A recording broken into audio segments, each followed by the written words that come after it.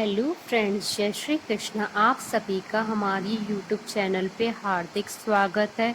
आज हम आपको पद्मनी एकादशी, जिसे पुरुषोत्तमी एकादशी और कमला एकादशी के नाम से भी जाना जाता है, कि व्रत कथा, पूजा विधि, शुभ मुहूर्त और महत्व के बारे में बताएंगे। हिंदू धर्म में एकादशी तिथि का विशेष महत्व होता है।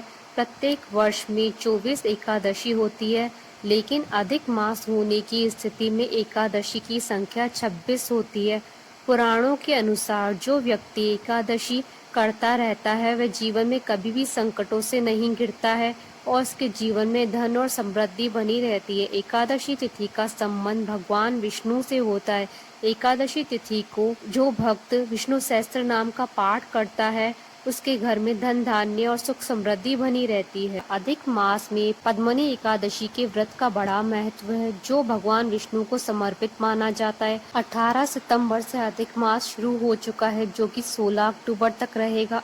हर साल अश्विन मास के शुक्ल पक्ष की एकादशी तिथि को पद्मनी एकादशी कहते हैं। महाभारत में श्री कृष्ण ने स्वयं युधिष्ठिर और अर्जुन को इस एकादशी व्रत की महिमा के बारे में बताया था। पंचांग के अनुसार इस बार पद्मिनी एकादशी का व्रत 27 सितंबर 2020 को किया जाएगा। पद्मिनी एकादशी का शुभ मुहूर्त। एकादशी तिथि का प्रारंभ 27 सितंबर को सुबह 6:12 से होगा और एकादशी तिथि का समापन 28 सितंबर को सुबह 8 बजे तक है। एकादशी तिथि की पारणा का मुहूर्त 28 सितंबर को सुबह 6:12 से 8:36 तक होगा। पद्मिनी एकादशी जगत के पालनहार भगवान विष्णु जी को बेहद प्रिय है। शास्त्रों में ऐसा कहा गया है कि जो व्यक्ति पद्मिनी एकादशी का व्रत का पालन सच्चे मन से करता है, उसे विष्णु लोक की प्राप्ति होती है। इस व्रत को करने से व्यक्ति हर प्रकार की तप, तपस्या, यज्ञ और व्रत आदि से मिलने वाले फल के समान फल प्राप्त करता है। ऐसा कहते हैं कि सर्वप्रथम भगवान श्री कृष्ण ने अर्जुन को पुरुषोत्तमी एकादशी के व्रत की कथा सुनाकर इसके महात्म्य से अवगत कराया था। पूजा विधि। प्रातः स्नान आदि से निवृत्त होकर भगवान विष्णु जी की विधि पूर्वक पूजा करें। निर्जल व्रत रखकर विष्णु पुराण का श्रवण अथवा पाठ करें। रात्रि में भजन कीर्तन करते हुए जागरण करें। रात में प्रति पहर विष्णु और शिव जी की पूजा करें। प्रत्येक पहर में भगवान को अलग अलग भेंट प्रस्तुत करें, जैसे प्रथम पहर में नारियल, दूसरे पहर में बेल, तीसरे पहर में सीताफल और चौथे पहर में नारंगी और सुपारी आदि। द्वादशी के दिन प्रातः भगवान की पूजा करें, फिर ब्राह्मण को भोजन करवाकर दक्षिणा सहित विदा करें। इसके पश्चात स्वयं भोजन करें। पद्मिनी एकादशी व्रत कथा। धर्मराज युधिष्ठिर बोले, हे जनार्दन, अधिक मास की शुक्ल पक्ष की एकादशी का क्या नाम है तथा इसकी विधि क्या है? कृपा करके मुझे बताइए। श्री भगवान बोले, हे राजन, अधिक मास में शुक्ल पक्ष में जो एकादशी आती है वह पद्मिनी कमला एकादशी कहलाती है। वैसे तो प्रत्येक वर्ष में 24 एकादशियां होती है।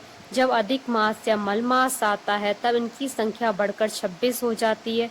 अधिक मास या मलमास को जोड़कर वर्ष में 26 एकादशियां होती है।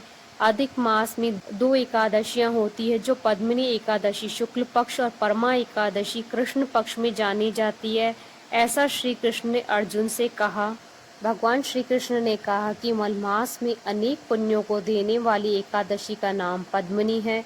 इसका व्रत करने पर मनुष्य कीर्ति प्राप्त करके वैकुंठ को जाता है, जो मनुष्यों के लिए भी दुर्लभ है। यह एकादशी करने के लिए दशमी के दिन व्रत का आरंभ करके कांसे के पात्र में जौ और चावल आदि का भोजन करे तथा नमक न खाएं। भूमि पर सोएं और ब्रह्मचर्य व्रत का पालन करें। एकादशी के दिन ब्रह्म मुहूर्त में दंत वादन करें और जल के 12 कुल्ले करके शुद्ध हो जाएं। सूर्य उदय होने की पूर्व उत्तम तीर्थ स्थान में स्नान करने जाएं। इसमें गोबर, मिट्टी, तिल तथा कुशाव व आंवले के चूर्ण से विधि पूर्वक स्नान करें।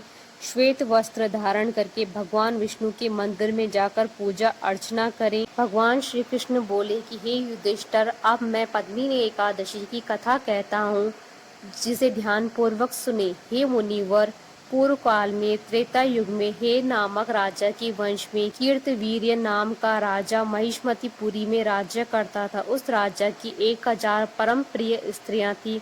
परंतु उसमें से किसी को भी पुत्र नहीं था जो कि उनके राज्यभार को संभाल सके। देवता, पितृ, सिद्ध तथा अनेक चिकित्सकों आदि से राजा ने पुत्र प्राप्ति के लिए काफी प्रयत्न किए, लेकिन सब असफल रहे। तब राजा ने तपस्या करने का निश्चय किया। महाराज के साथ उसकी परम प्रिय रानी, जो इक्ष्वाकु वंश में उत्पन्न हुए राजा हरिश्चंद्र की पद्मिनी नाम वाली कन्या थी, राजा के साथ वन में जाने को तैयार हुई। उन्होंने अपने मंत्री को राज्यभार सौंपकर राशि वेश त्याग कर गंधमादन पर्वत पर तपस्या करने चले गए। राजा ने उस पर्वत पर 10,000 वर्ष तक तप किया, परंतु फिर भी पुत्र की प्राप्ति नहीं हुई।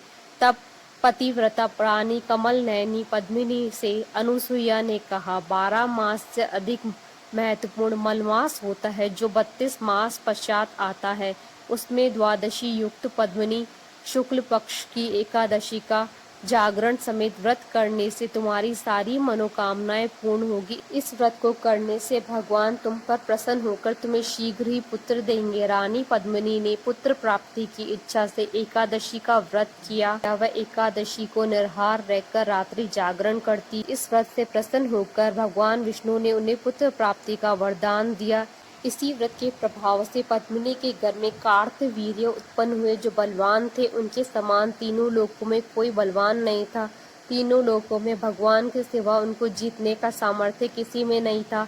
सो हे नारद, जिन मनुष्यों ने मलमास शुक्ल पक्ष की एकादशी का व्रत किया, जो संपूर्ण कथा को पढ़ते हैं, सुनते हैं, वो भी यश के भागी होकर विष्णु लोक को प्राप्त होते हैं। बोलिए भगवान विष्णु की जय। बोलिए सनातन धर्म की जय। आशा करती हूँ कि आपको पद्मिनी एकादशी की कथा, पूजा विधि और महत्व का वीडियो पसंद आया होगा। तो आप इस वीडियो को अधिक से अधिक लाइक और शेयर कीजिएगा, ताकि सभी भक्तों को इस वीडियो का लाभ प्राप्त हो सके। आप हमारे चैनल को सब्सक्राइब जरूर कीजिएगा अगर अब तक नहीं किया है तो, ताकि आप और हम कनेक्टेड रहें। जय श्री कृष्णा।